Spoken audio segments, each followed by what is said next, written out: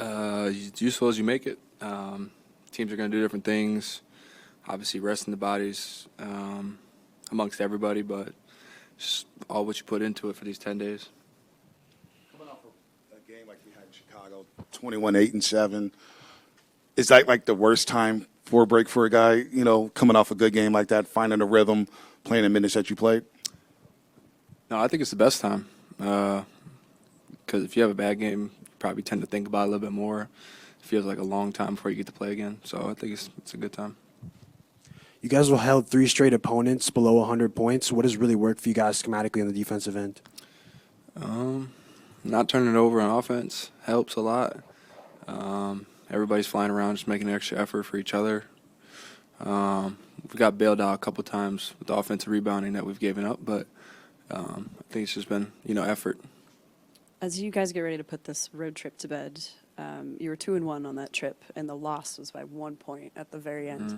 When you look at that road trip, what do you think about the fight that you guys showed, the competition level to stay in these games and to put your mark on these games?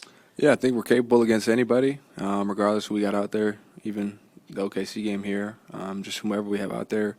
It's a confidence and a belief amongst us that we can compete with anybody and win games. And, you've seen it the last 4 games. There are 9 guards on this team right now. So let's just say Steph and 8 guards who are going to compete for some minutes and playing time. What do you think about that competition? I think that just brings the best out of people. I think it's going to bring the best out of all 8 of us. Steve's going to play who he plays, but I think having a competition and, not being complacent, I think it's a good thing for our team. Brandon, over the last few games with Pat in the lineup, you guys have run a lot more high pick and roll, just ball screens than usual. What makes him such an effective pick and roll ball handler? I think Pat's great basketball player, just understands how the game flows and functions, just making simple plays. I think simple equals a lot bigger than what people think, so just keeping it simple. Brandon, the mid-range shot is kind of a forgotten shot now. How does that shot maybe help you in your game? Because it seems like it's a shot that has been a tool for you when you're getting going offensively. I think it creates a rhythm for me a lot. It's kind of the same for me as other guys maybe getting to the free throw line. It just creates a rhythm for me and it feels really comfortable. So I know analytically it's probably not the best when you look at the numbers from a team's perspective to shoot. But, when I shoot them, I try to be as efficient as I can. Yeah, when it comes to the analytics like that, how much do you balance knowing those analytics versus kind of also knowing the feel of the game, the feel of your game, what's working for you at that time? Yeah, I don't take analytics into consideration. When I'm in the game, if it's the right shot to take, I take it. If not, it's not.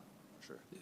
You guys got D'Anthony Melton back this last road trip. What he obviously was an impact right away. What are some of the additive things he was doing for you guys? Yeah, the same thing as Pat. It's just the know of playing the basketball, balls moving, making shots, two-way basketball, offense, defense. Like I said, the simple looks magnified, but that's really all they're doing out there is just making the game simple. Have you watched any of Pat's lacrosse highlights? Yeah. What does anything stand out? Yeah, I think, obviously he's really good, one of the top talents in the world, but just the competitiveness you can see out there, even though you can't see his face behind the mask, you know he's bringing it. Saw him break a couple lacrosse sticks, so, he's into it, he's competitive. It's the same intensity he brings every day. And Steve was talking about how he loves multi-sport athletes. You could see it in their games. You've got baseball in your background. He's got the lacrosse. How does that add to your versatility as an athlete?